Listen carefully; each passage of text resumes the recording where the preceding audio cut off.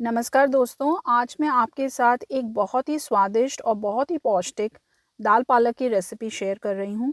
ये रेसिपी जो है ये बहुत आसान है और इसमें मैं सिर्फ़ मूँग की हरी छिलके वाली दाल का प्रयोग कर रही हूँ।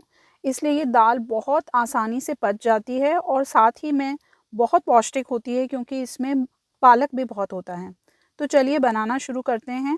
ये रेसिपी मैं 2 व्यक्तियों के लिए बना रही हूँ, आप अपने हिसाब से जो है वो दाल लीजिएगा। तो ये छिलके वाली जो हरी दाल है मैं आधी कटोरी ले रही हूँ। कई लोग इसमें चने की दाल डालते हैं पर फिर वो पचने में दिक्कत देती है। तो इसलिए सबसे पहले हम इसे धो के पानी में 3-4 पानी में धो लेंगे दाल को और 1 घंटे तक भीगने देंगे। अब 1 घंटा हो गया है और अब हम इसे बनाना शुरू करते हैं। मैं इस दाल को इंस्टा पॉट में बना रही हूँ। आप रेगुलर कुकर में भी इसे बना सकते हैं। तो पहले तो आप दाल डाल दीजिए और उसके बाद इसमें कम से कम 4 से 5 गुना पानी डालिए, जितनी दाल है उतनी। तो अगर आधी कटोरी अगर आपने दाल ली है तो कम से कम आप 2.5 से 3 कटोरी पानी ज़रूर डालिएगा, क्योंकि छिलके वाली हरी दाल जो है वो पानी बहुत सोखती है। तो इस कारण हमें उबालने में पानी भरपूर मात्रा में डालना पड़ता है। अब इसमें मैंने आधा इंच जो अदरक है वो लंबा-लंबा काटा था, वो मैं डाल रही हूँ और एक मध्यम आकार का टमाटर मैंने लिया है, अच्छे गूदे वाला, वो भी मैंने डाल दिया है। इस दाल को मैंने उबलने भी रख दिया है, गैस ऑन कर दी है। मतलब ये वैसे इंस्टा पॉट में है तो ये ऑन है, आप अगर रेगुलर कुकर ले रहे हैं तो आप गैस ऑन कर दीजिए। अब इसमें मैंने नमक डाल दिया है, तो करीब 2 से ढाई चम्मच मैंने नमक डाला है और 1/4 चम्मच हम हल्दी डालेंगे। हमेशा जब हम दाल बनाते हैं तो हमें थोड़ा-सा 1 चुटकी चीनी ज़रूर डालनी चाहिए। उससे जो दाल की एक अलग-सी महक होती है, वो दब जाती है और दाल का स्वाद बढ़ जाता है। अब हम इन सब मसालों को अच्छे से हिला लेंगे और हम दाल को खुले में उबलने देंगे। अभी हम ढक्कन नहीं लगाएँगे। अब हमारी दाल उबल गई है। अब इसे अच्छे से फिर से हिला लेते हैं। आप अगर रेगुलर कुकर में बना रहे हैं तो आप गैस अभी फुल रखिएगा और देखिएगा कि आपकी दाल उबल गई है। तो देख लीजिएगा, अगर पानी थोड़ा-सा कम ज़्यादा लगे तो आप डाल लीजिएगा। मुझे हल्का-सा कम लग रहा है तो मैं थोड़ा-सा और डाल रही हूँ। अब इसके बाद इसे हिला के और हम ढक्कन लगा देंगे। तो आप देखिए,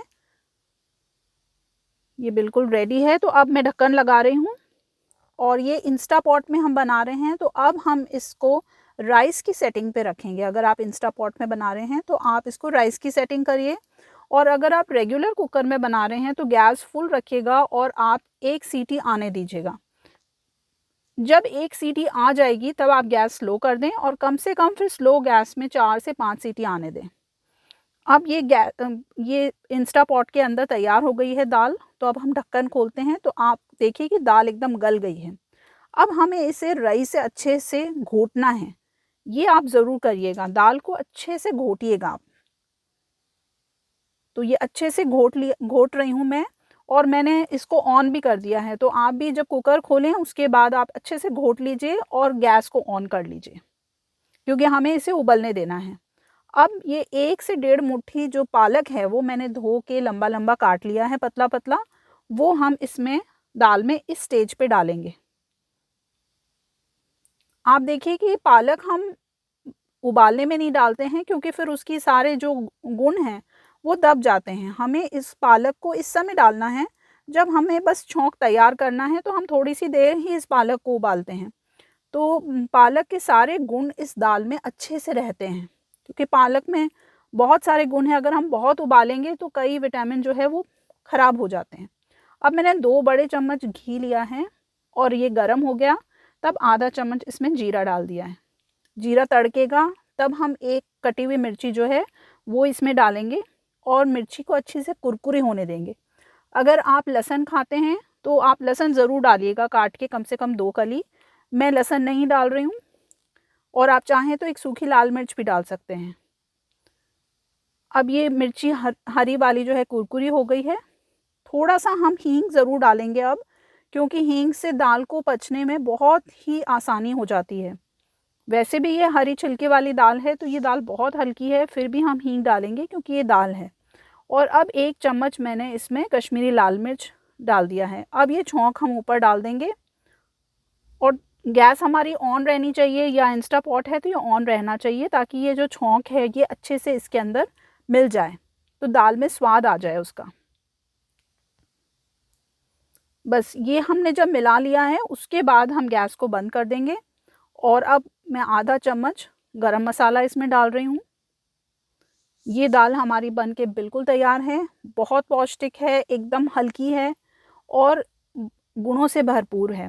इसे आप चावल के साथ खाइए तो ये बहुत लाइट है, बहुत टेस्टी लगेगी। और चाहें तो आप रोटी या पराठे के साथ भी इसे खा सकते हैं।